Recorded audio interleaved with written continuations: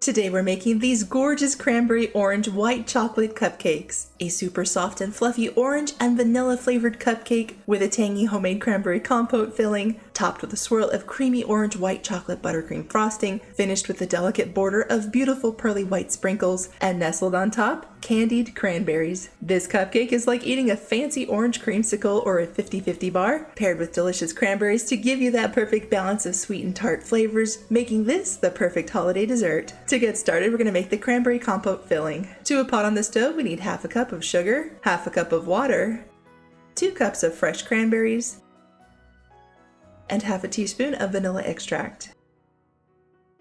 We're going to bring this to a simmer and cook for about 5 to 7 minutes until the cranberries start to burst. Once the majority of the cranberries have started to burst and break down, we're going to add in our slurry, which consists of 2 teaspoons of water and 2 teaspoons of cornstarch. We're going to stir this in and set our temperature down to low heat. This will help thicken our compote, which should take around 1 to 2 minutes.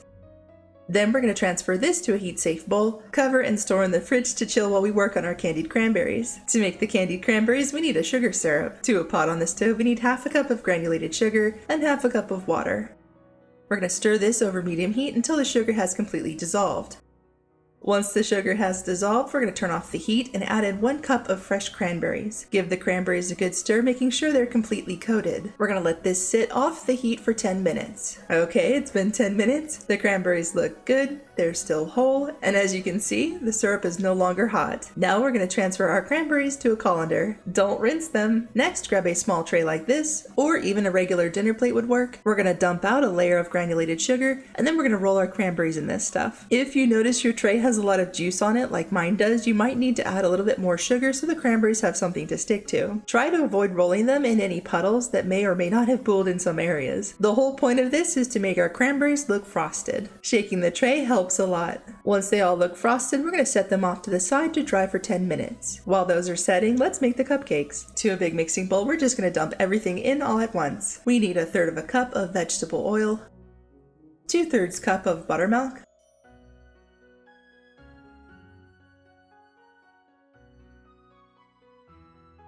2/3 cup of sour cream,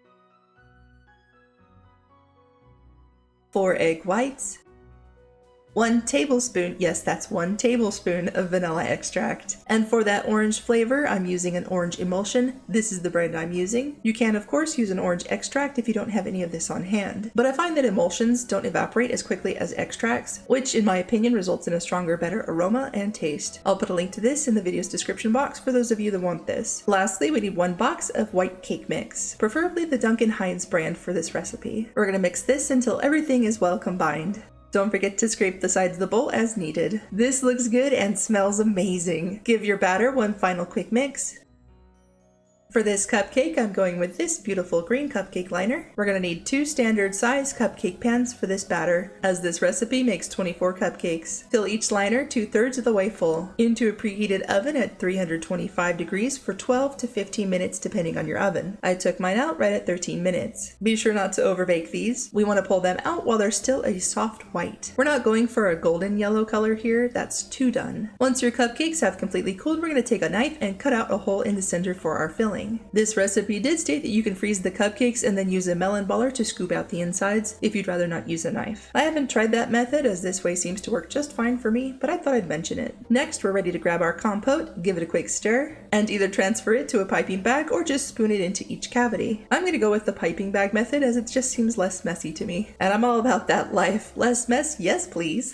Once all of your cupcakes have been filled, we can stick them in the fridge or off to the side while we work on our frosting.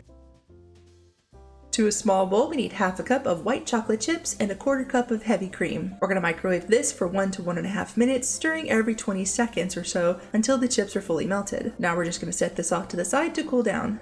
To a large mixing bowl, we need 3 sticks of softened unsalted butter. That's 1.5 cups. We're going to beat this until it's light and fluffy. Next goes in 1 tablespoon of vanilla extract, 1 tablespoon of that orange emulsion, and toss in a pinch of salt. Mix until combined, scraping the bowl as needed.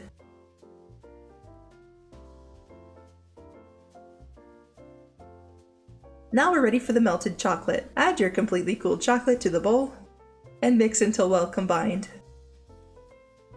All that's left is to add in the powdered sugar. We need 6 cups, added in gradually. I added them in 2 cups at a time, mixing well between each addition.